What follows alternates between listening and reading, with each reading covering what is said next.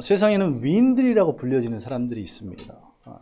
그 위인들을 보면 대부분 삶의 어려운 환경들을 지혜롭게 헤쳐나갔던 그런 모습을 보게 되는데요. 자, 베토벤은 청각 장애인이었습니다. 물론 날 때부터 청각 장애를 가졌던 것은 아니고 그가 장년이 되었을 때 점점 귀가 소리가 안 들리기 시작했었는데 누구도 베토벤을 청각 장애인으로 기억하고 있지 않습니다. 위대한 작곡가로 기억하고 있죠. 그의 최고의 명곡이라고 할 수 있는 교향곡 9번 운명 교향곡은 그가 청각을 잃은 후에 작곡했다고 합니다. 또 프랭클린 루즈벨트 미국 대통령은 어린 시절 소아마비로 다리에 장애가 있었습니다. 그러나 마찬가지로 미국에서 가장 위대한 대통령 가운데 한 명으로 알지 누구도 그를 장애인으로 기억하지 않습니다. 미국의 경제 대공황 때에 미국 경제를 살려낸 그런 위대한 인물로 기억하고 있습니다. 또 우리가 잘 알고 있는 에이브라함 링컨도 마찬가지입니다. 초등학교도 제대로 졸업하지 못했습니다. 극심한 가난으로 인해서 제대로 교육받지 못했던 그를 초등학교도 졸업하지 못한 사람으로 기억하는 사람은 많지 않습니다. 노예를 해방시킨 미국에서 가장 위대한 대통령으로 기억합니다. 또한 철로 역정을 쓴 존 버년, 그의 장년의 삶은 대부분이 감옥에서 보냈습니다. 그러나 누구도 그를 죄수로 생각하지 않습니다. 철로 역정을 쓴 그런 귀한 사람으로 생각하죠. 자, 아인슈타인과 에디슨, 아주 어린 시절 문제였다고 하죠. 그러나 그 둘을 누구도 문제아로 기억하고 있지 않습니다.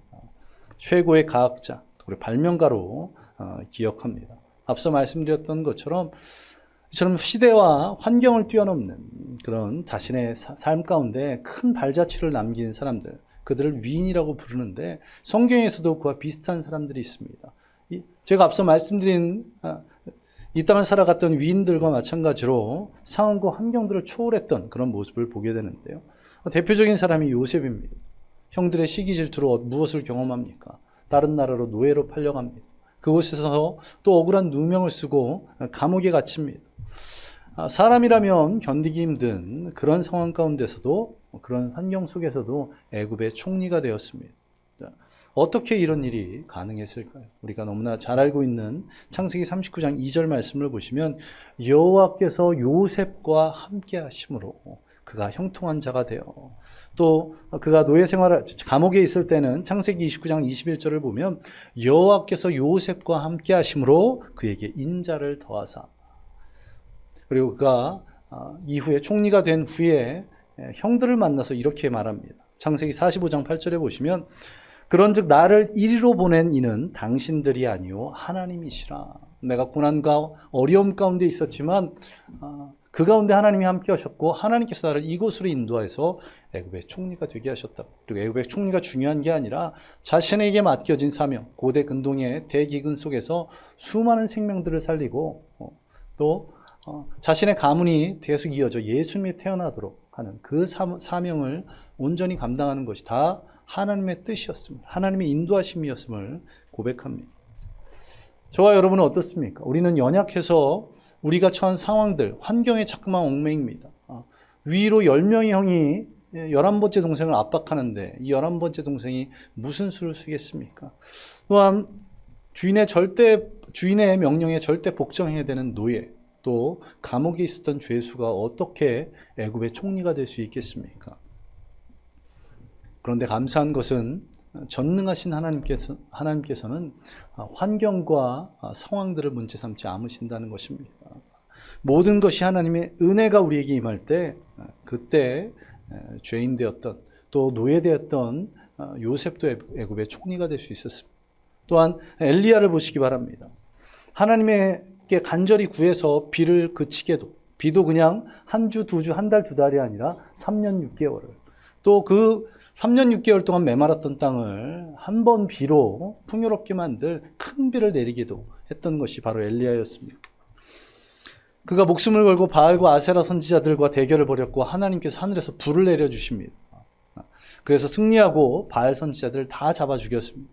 그 일로 인해서 바알을 섬기던 당시의 왕비 이세벨이 이 엘리야를 죽이려고 합니다. 그가 도망치다 로뎀나무 아래에서 하나님께 어떻게 외칩니까? 나를 죽여달라고. 내가 너무 힘드니 하나님 나의 생명을 거두어 가달라고 말합니다.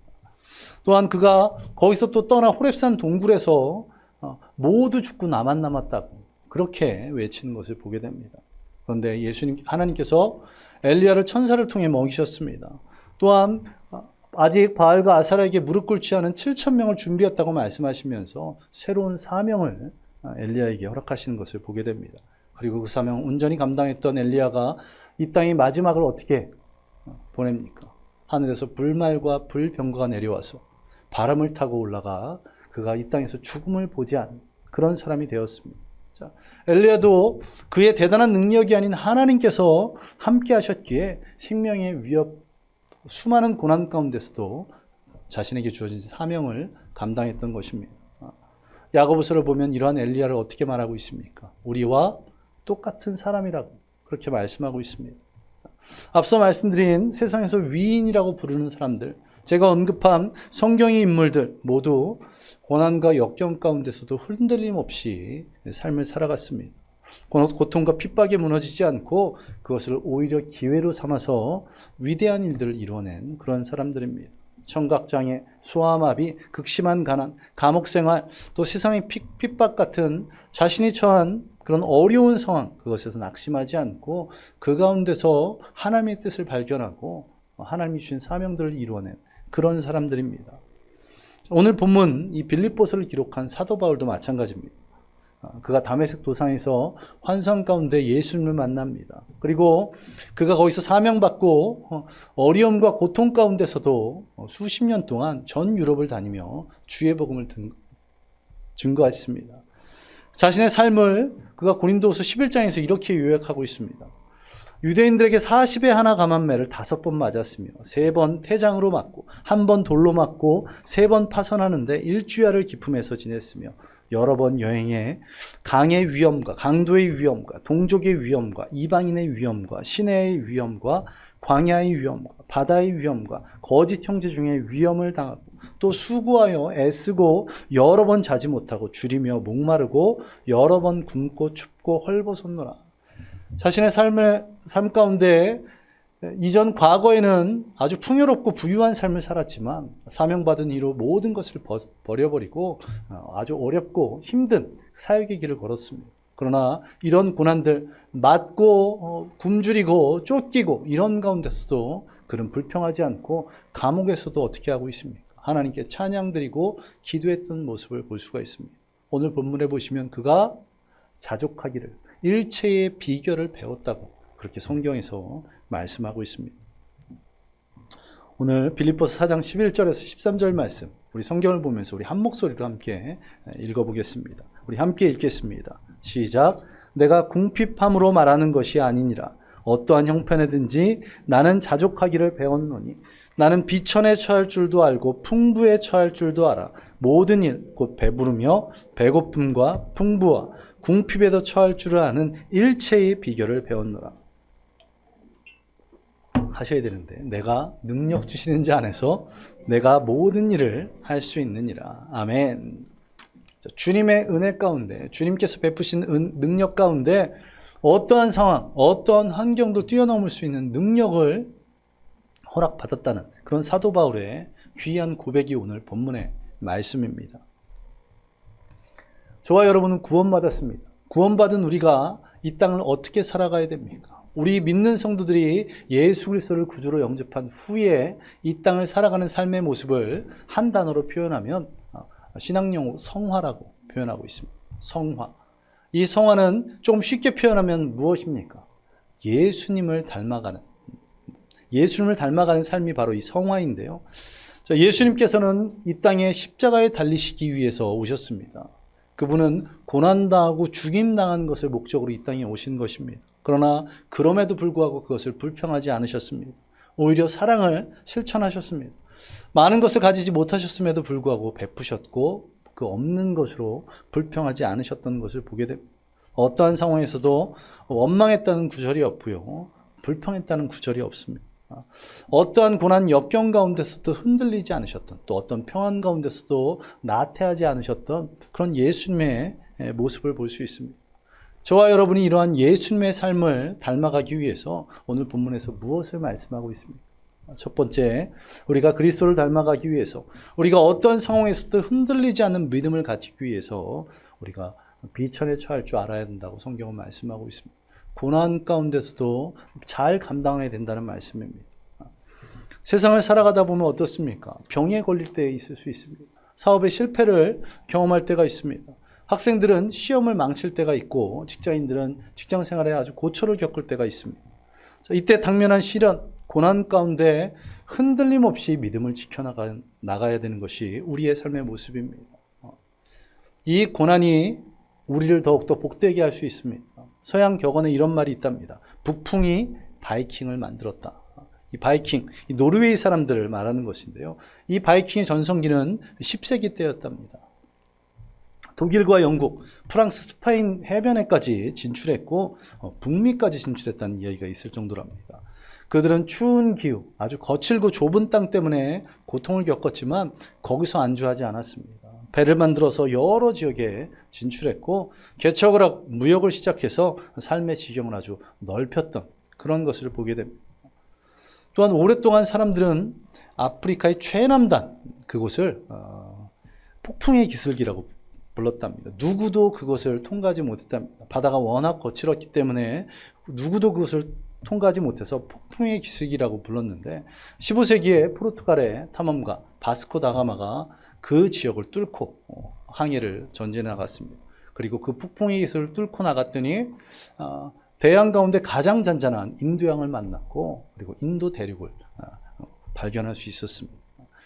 자, 과거 폭풍의 기슭이라고 불렀던 그곳을 바로 지금은 희망봉이라고 그렇게 부르고 있습니다. 우리가 살아가면서 날마다 좋은 일들만 있으면 얼마나 좋겠습니까? 그러나 힘든 때도 있고 어려움을 당하기도 마련입니다. 때로는 아주 깊은 수렁에 빠져서 어떻게 헤어나올지 모르는 그런 답답함이 있을 수 있습니다. 또 사방이 다 막혀있는 사면 초가의 그런 답답함이 우리를 힘들게 할 때가 있습니다. 자, 이런 때, 이 고난의 때 흔들림 없이 우리가 믿음을 지켜가기 위해서 어떻게 해야 되겠습니까? 고난이 떠오르면 누가 나를 도와줄까? 내가 어떻게 이것을 헤쳐나가야 될지 이런 것들을 먼저 생각하는 것이 아니라 주님께로 여러분의 시선을 향하시기 바랍니다. 그리고 깨어 기도하시기 바랍니다. 우리 야고보서 5장 13절을 자막을 보면서 우리 함께 한 목소리로 읽어보겠습니다. 시작. 너희 중에 고난을 당한 자가 있느냐? 그는 기도할 것이요. 즐거워하는 자가 있느냐? 그는 찬송할지니라. 고난 때에 기도하라고 하나님께서는 말씀하십니다. 또 마태복음 7장 8절 말씀, 우리가 너무나 잘 알고 있는 말씀이죠. 이 말씀도 우리 자막을 보면서 함께 읽겠습니다. 시작. 구하라, 그리하면 너희에게 주실 것이요. 그리하면 너희에게 열릴 것이니 구하는 이마다 찾을 것이요 찾는 이는 찾아낼 것이요 두드리는 이에게는 열릴 것이니라. 그래서 이렇게 하나님께서 우리에게 말씀하셨습니다. 고난의 때 하나님께 묻고 간절히 기도하면 구하는 것들을 또 찾는 것들을 또 문을 열 때마다 다 얻게 되고 찾고 열릴 것이라고 그렇게 말씀하고 있습니다. 이 약속의 말씀들을 믿고 고난의 때 깨어 기도하는 저와 여러분 되시기를 간절히 소망합니다. 우리가 예수님을 닮아가는 삶이 우리의 삶의 모델이라고 말씀했는데 예수님도 인생의 가장 큰 고난, 죽음 앞에서 어떻게 하셨습니까? 겟세마네 동산에 가셔서 기도하셨습니다. 그러면서 어떻게 기도하십니까? 그분도 인간이셨기 때문에 그 고통, 죽음에 대한 두려움으로 할 만하시거든 이 잔을 내게서 옮기시옵소서.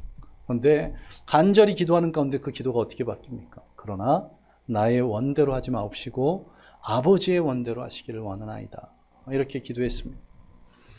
누가복음 22장 44절에 보면 이때 예수님께서 기도하셨던 것을 이렇게 표현하고 있습니다.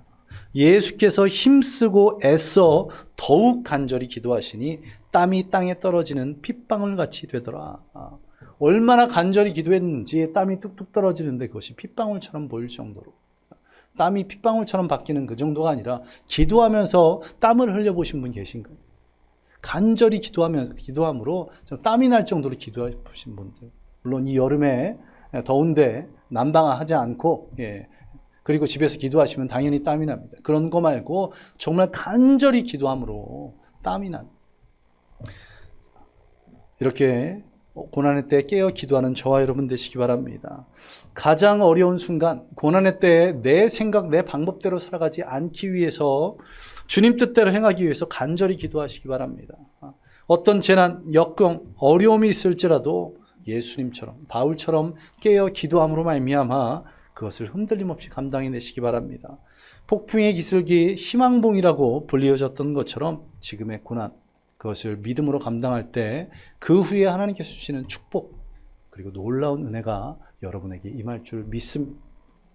그리고 두 번째로 우리가 예수 그리스도를 닮아가기 위해서 어떠한 상황 가운데서 흔들림 없는 그런 믿음을 갖기 위해서 우리는 풍부에 처할 줄 알아야 한다고 성경은 말씀하고 있습니다. 자, 고난의 상황을 감당하는 것도 쉽지 않습니다. 그러나 성공의 길을 걷고 있을 때, 일이 잘 풀릴 때 오히려 더 우리에게 위기가 찾아오는 경우가 있습니다. 저희 교육자들은 제일 조심해야 될 때를 여름 사역이 다 끝나고 그렇게 이야기합니다.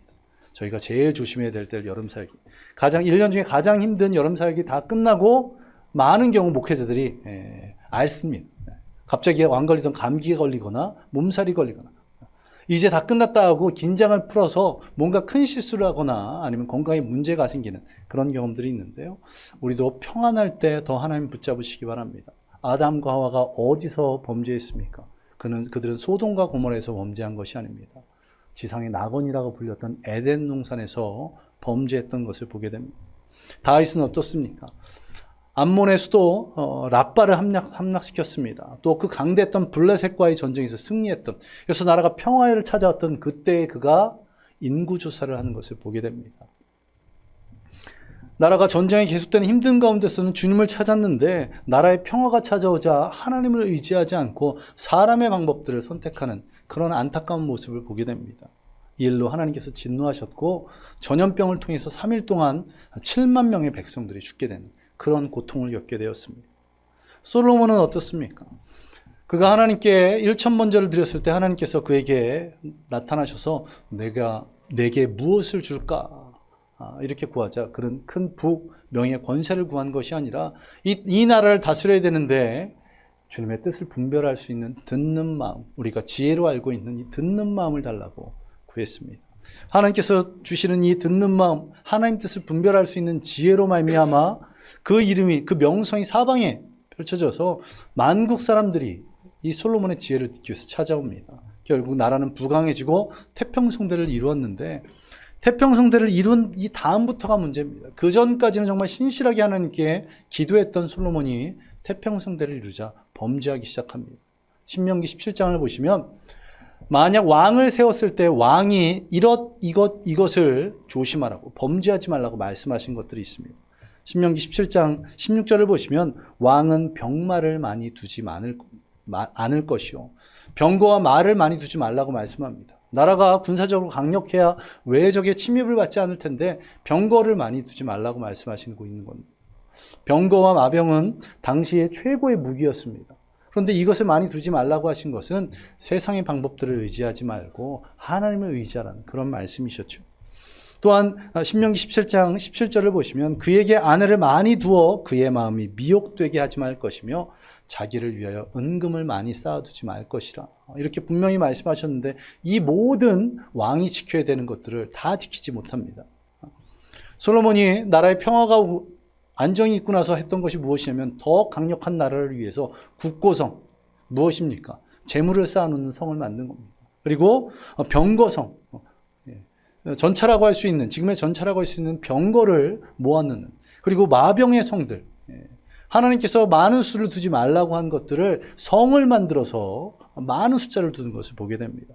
또한 아내를 많이 두고 미혹되지 말라고 말씀하셨음에도 불구하고 어떻습니까? 성경에 보시면 첩이 300명이에요. 처가 700명이었다고. 1000명에. 자, 그리고 이방 여인들을 받아들여서 그들이 섬기던 우상을 가져오게 했습니다. 그래서 예루살렘 땅에 아스타롯, 암몬, 그리고 모압의 신들을 섬기는 그런 모습들을 보게 됩니다. 그리고 결국 이러한 범죄함으로 말미암아 어떤 일이 벌어집니까?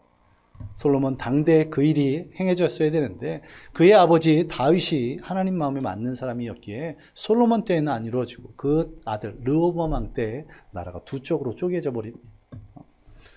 사람은 돈이 없고 또 고난에 닥쳤을 때, 어려울 때 잘못될 수 있습니다. 그러나 잘 되고 평안할 때, 그때 범죄하고 타락하는 경우가 더 많다는 것입니다. 과거 우리나라 국민들은 어땠습니까? 근면성실함의 어떤 대명사와 같이 아주 열심히 일하고 정직하게 살았던, 그래서 지금의 경제의 어떤 부흥들, 발전을 이루었습니다. 전 세계에서 유일한 나라, 원조를 받던 나라에서 원조를 하는 나라로 변한 전 세계 유일한 나라라고 합니다. 점차 살기가 좋아지니 어떻게 됩니까? 더 좋은 집, 더 좋은 차, 더 좋은 옷.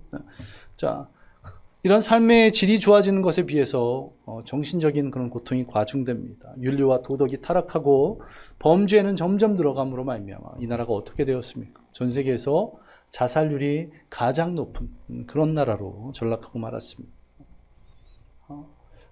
제가 자주 말씀드리는 시흥에서 학원하는 우리 후배, 이런 얘기를 하더라고요. 여러분, 저희 아들과 딸을 절대 공부를 중간에서 포기하지 않게, 아무리 재능이 없어 보여도, 공부는 얘는 머리가 안 돼서 안 돼 보여도 절대 공부를 놓지 말게 하라고 하더라고요. 어떤 수단과 방법을 쓰든. 왜냐하면 물론 자신들이 공부를 잘해서 자신의 미래의 꿈들을 개척해 나가는 것, 이것도 필요한 것이지만 학생 때 가장 많은 시간을 쏟는 게 공부입니다. 근데 이 공부를 포기해버리면 많은 시간이 빈다고. 그래서 굉장히 편안한 삶을 살 것 같지만 그 시간을, 그리고 그 편안한 삶을, 그 에너지를 엉뚱한 데 쏟는 경우가 많다는 겁니다. 그러다 보니 대부분 공부를 포기한 아이들이 잘못된 길로 나아가는, 엉뚱한 일들, 엉뚱한 욕을 하는, 술과 담배, 요즘은 마약도 쉽게 구할 수 있다고 그러죠. 이쪽으로 나간다는 그런 겁니다. 그래서 절대 자녀들을 공부를 포기하지 못하도록. 그래서 요즘 저희 처가 밤 11시까지 붙잡고, 들어가면 깜짝깜짝 놀랍니다. 애들이 책상에 앉아 있는데 표정은 과히 좋지 않은데, 여러분의 자녀들이 또 여러분 각자가 평안할 때에 범죄하지 않도록 깨어있는 저와 여러분들 되시기를 간절히 소망합니다. 오히려 평안할 때 더 예배의 자리, 또 사업이 더 잘 될 때 더 은혜의 자리에 나오시고 더 기도하시기 바랍니다. 하나님께 평안의 때에 구하신 저와 여러분 되시기를 간절히 소망합니다. 우리 데살로니가전서 5장 3절 자막을 보면서 함께 읽겠습니다.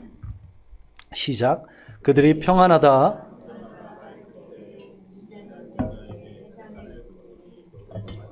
멸망이 갑자기 그들에게 이른 결코 피하지 못하리라. 평안하다, 안전하다 할 때 갑자기 이런 고통이, 고난이 임한다는 말씀입니다. 또 6절을 자막을 보면서 함께 보겠습니다. 시작. 우리는 다른 이들과 같이 자지 말고 오직 깨어 정신을 차릴지라. 아멘. 삶 가운데 아무런 문제가 없고 평안, 사업은 잘 되고 직장에서 인정받고 칭찬받을 때, 학업이 잘 되고 주변에 친구들이 가득할 때, 그때 더 깨어 기도하는 저와 여러분 되시기 바랍니다. 어려움이 있을 때는 저절로 기도하게 됩니다. 나의 힘과 능으로 할 수 없게 저절로 기도하게 되는데, 평안할 때는 기도하지 않게 되는, 하나님과 점점 멀어지는 그런 연약함이 있을 수 있습니다. 사도 바울은 오늘 본문을 통해서 빌립보서를 마무리하면서 주님을 닮아갈 것을 말씀합니다. 어떤 형편이든지 자족하기를 배웠다고. 어떠한 형편, 비천에 처할 줄도 풍부에 처할 줄도, 배고픔에도 배부름에도 처할 줄 아는 일체의 비결을 배웠다고. 그래서 예수님과 같이 살아갈 수 있는 그런 삶을 배웠다고 말씀합니다. 바울은 집도 아내도 자식도 없었습니다. 많은 매를 맞고 옥중에 갇히기도 했고 궁핍과 굶주림 가운데서 주님 주신 사명을 감당했습니다. 그리고 그렇게 자족할 때, 비천에 처하고 궁핍에 처할 줄 아는 어떠한 환경에서도 흔들리지 않는 그런 믿음을 가졌을 때 하나님께서 어떤 은혜를 부어주십니까? 13절을 보시기 바랍니다. 내게 능력 주시는 자 안에서 내가 모든 것을 할 수 있느니라. 아멘. 우리가 모든 것을 할 수 있는 것은 내가 대단해서가 아닌 주님께서 우리에게 능력 주시는 줄 믿으시기 바랍니다. 또 19절 보시기 바랍니다. 주께서 너희 모든 쓸 것을 채우시리라. 아멘. 아멘. 사도 바울은 아무것도 가진 것이 없지만 수십 년간 온 유럽을 돌아다니면서 여러 사역들을 감당해 나갔습니다. 어떻게 해요? 하나님께서 주신 능력으로, 하나님께서 모든 것들을 채우심으로 그 사역을 감당했기에 그는 언제나 부족하다고, 또 불평하거나 원망하지 않았습니다. 감옥에서도 찬양했고 감옥에서도 간절히 부르짖었던 것이 사도 바울이라는 것입니다. 그가 어떻게 이럴 수 있었습니까? 나는 자족할 줄 아는 일체의 비결을 배웠다고 말씀합니다. 여러분의 삶 가운데 고난이 있을지라도, 여러분 삶이 평안한 가운데 있을지라도 깨어 기도하시기 바랍니다. 그 가운데 여러분에게 능력 주시는 주님, 모든 필요를 채우시는 주님을 만나시기 바랍니다. 그로 말미암아 우리 이 자리에 있는 모든 분들이 어떠한 삶의 상황에서도 흔들리지 않는 그런 견고한 믿음을 가진 그리스도인으로 세워지기를 간절히 소망합니다. 우리 함께 기도하겠습니다.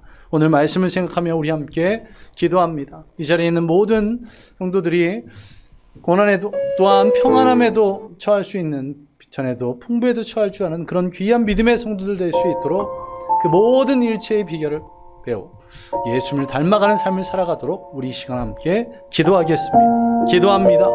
아버지 하나님, 주님께서 오늘 이 빌립보서 4장 말씀으로 우리에게 말씀하여 주시니 감사드립니다. 우리가 고난 가운데 있을지라도 또 평안 가운데 있을지, 어떠한 상황 가운데, 비천에도 풍부에도 배고픔에도 배부름에도 어떤 상황에서도 흔들리지 않는 그런 믿음 주시옵소서. 넘어지거나 좌절해서 쓰러진, 불평하거나 원망하지 않고 어떠한 상황에서도 감사할 수 있는 그런 믿음을 허락하여 주시옵소서. 고난 때에 그 주님 주신 은혜를 발견하며 또한 평안할 때에 주님 주신 사명을 발견할 수 있는 그런 믿음의 눈, 믿음의 시선을 허락하여 주시고, 우리가 어떤 상황 가운데서도 아버지 흔들림이 없이 이 믿음, 이 주님만 바라보고 살아가는 믿음의 성도들에게 주여 역사하여 주옵소서. 지금 고난 가운데 있는 성도들이 있습니까? 주님 역사하여 주셔서 고난 가운데서 주님께서 무엇을 깨닫고자 하신 그 고난 뒤에 아버지 하나님께서 어떠한 축복을 주실지를 그것을 생각하며 고난을 감당해 나가게 하시고, 또 내가 평안할 때, 또 일이 잘 될 때 나태하거나 또 안주하지 않고 그 가운데 주님 주신 뜻이 무엇인지, 또 주님이 허락하신 사명이 무엇인지를 깨닫고 그 길을 향해서 한 걸음 한 걸음씩 나아가는 우리 모든 성도들 될 수 있도록 주여 역사하여 주시옵소서. 주님께서 우리 모든 성도들을 흔들리지 않는 그런 귀한 믿음의 삶을 살아가도록 인도하여 주심을 믿으며 이 모든 것 예수님 이름으로 기도드리옵나이다. 오늘 다시 한번 기도하겠습니다. 우리가 이런 흔들리지 않는 삶을 살아가는 가운데 주님께서 허락하신 그 능력들을 주님께서 모든 필요를 채우심을 경험할 수 있도록 우리의 삶 가운데 우리가 이 고난 가운데 평안 가운데 깨어 기도했더니 하나님께서 능력 주심을, 하나님께서 모든 필요를 채우심을 경험하게 해달라고, 그런 축복들, 은혜들 달라고 우리 함께 기도하겠습니다. 기도합니다. 아버지 하나님, 지금 나의 삶 가운데 아버지 필요한 것들, 또한 나의 삶 가운데 해결해야 될 문제들, 또 우리 육신의 문제, 또 물질의 모든 것들이 있습니다. 아버지 하나님, 모든 것들 가운데서 아버지 하나님께서 채우시고 또한 그것을 해결할 능력들을 베푸심을 체험하게 하여 주시옵소서. 주님, 내게 능력 주신 자 안에서 내가 모든 것을 할 수 있다고, 또한 주께서 너희 모든 것을 채우시겠다고 주님 말씀하셨사오니 그 은혜가 우리 가운데 있기를 간절히 소망합니다. 삶의 모든 상황 가운데서 능력 주시는, 또 채우시는 그 주님으로 말미암아 고난을 이겨내며 또 평안 가운데서도 놀라운 주님의 은혜들을 경험할 수 있게 주여 역사하여 주시옵소서. 우리 모든 성도들이 어떤 상황에서 흔들리지 않는 믿음의 삶을 살아갈 수 있도록 인도하여 주심을 믿으며 이 모든 것 예수님 이름으로 기도드리옵나이다. 아멘. 아버지 하나님 감사드립니다. 오늘도 이 예배를 통해서 우리에게 귀한 말씀 주시니 감사드립니다. 우리가 찬양으로 고백했고 또한 기도로 부르짖었고 말씀 가운데 깨달았으니 이제는 우리가 고난에 있을지라도, 우리가 또 평안함에 있을지라도 어떤 상황에서도 우리의 시선을 항상 여호와 하나님께 두게 하여 주시옵소서. 이 땅을 바라보며 살아가는 것이 아니라 여호와 하나님만 바라보게 하여 주시고, 우리가 또 날마다 깨어 기도하게 하여 주시옵소서. 평안할 때 더 기도함을 통해서 닥칠 고난들을 준비하게 하시고, 또한 고난의 때에는 주님 앞에 나와 엎드려 부르짖음을 통해서 그 문제가 해결되고 고난을 뛰어넘을 수 있는 믿음을 허락하시는 주님을 경험하게 하여 주시옵소서. 그리고 이러한 믿음으로 살아감을 통해서 우리에게 능력 주시고 모든 필요를 채우시는 주님의 은혜를 경험케 하여 주시옵소서. 또한 주님, 우리 주님께 예물 드립니다. 그 예물 드리는 손길마다 주님께서 축복하여 주시고 그 드려지는 물질들이 귀하게 사용될 수 있도록 주께서 주관하여 주시옵소서. 주님께 감사드리며 이 모든 것 예수님 이름으로 간절히 기도드리옵나이다. 아멘. 이제는 우리 주 예수 그리스도의 은혜와 무한하신 하나님의 사랑하심과 성령님의 함께하심과 충만하심이 오늘 어떤 상황에도 흔들림 없는 그런 믿음으로 살기로 작정한 모든 성도들 머리 위에 임하기를 예수 그리스도의 이름으로 간절히 축원하옵나이다. 아멘. 아멘. 주님 감사드립니다. 주님의 그 귀한 은혜가 오늘 임하여서 우리 모든 성도들이 고난 가운데서 평안 가운데 어떤 가운데 살아갈 수 있는 일체의 비결을 배워 주님 주시는 그 능력으로 주님 주시는 그 모든 채우심으로 기쁨 가운데 살아갈 수 있도록 평안 가운데 살아갈 수 있도록 주님 역사해 주십시오. 이 한 주간 삶도 오늘 말씀 붙잡고 살아갈 수 있도록